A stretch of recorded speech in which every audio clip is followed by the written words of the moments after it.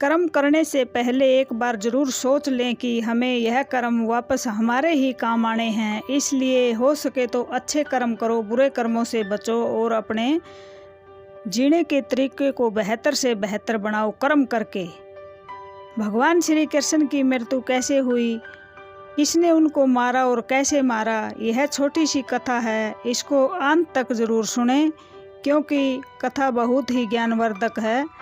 इससे हमें ज़रूर कुछ न कुछ सीखने को मिलेगा। जय श्री कृष्णा, जय श्री राधे राधे। महाभारत का युद्ध 18 दिन तक चला था और वहाँ पर महाविनाश हुआ था, यह तो सभी को पता है। लेकिन कौरवों का सर्वनाश होने के बाद माता गांधारी बहुत ही दुखी थी और जब पांडव और श्री कृष्ण भगवान उनसे आशीर्वाद लेने के लिए गए तो माता गांधारी ने श्री कृष्ण को श्राप दिया था कि जैसे तुमने हमारे कुल का सर्वनाश किया है वैसे ही यदुवंशियों का भी सर्वनाश होगा। इस श्राप को लेकर श्री कृष्ण अपनी नगरी द्वारिका में लौट आए।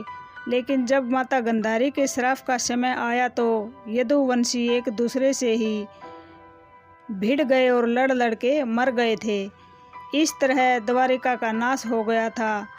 इससे आहत होकर श्री कृष्ण भगवान नगरी को छोड़कर जंगल में जा पहुँचे और एक पेड़ के नीचे जाकर लेट गए। रात का समय था। एक भील शिकार खेलता हुआ शिकार की खोज में वहाँ पर आया।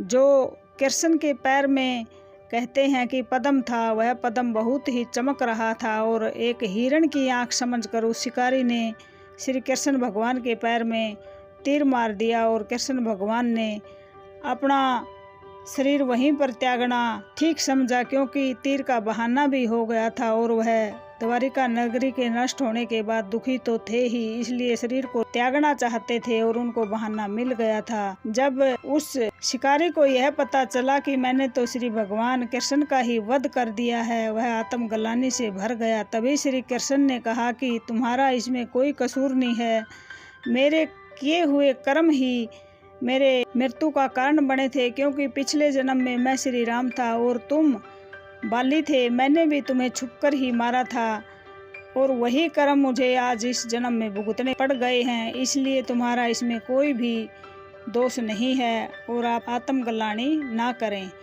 यह समझाते हुए श्री कृष्ण ने अपनी देह का त्याग कर दिया। लेकिन जो जरा नाम का शिकारी था जिसने श्री कृष्ण भगवान की तीर से मौत कर दी थी, वह आत्मग्लानि से भर गया और उसने समुद्र में कूदकर अपनी देह को भी त्याग दिया। अपने कर्मों से तो श्री भगवान भी नहीं बच पाते, फिर हम तो क्या चीज़ हैं। इसलिए हमें हमेशा ही अच्छे कर्म करने चाहिए। हो सके तो किसी का भला करो, नहीं तो किसी का बुरा भी मत करो क्योंकि जो हम करते हैं वापस हमें वही मिलता है। कहानी थोड़ी सी भी अच्छी लगी हो तो लाइक करके शेयर करें। धन्यवाद।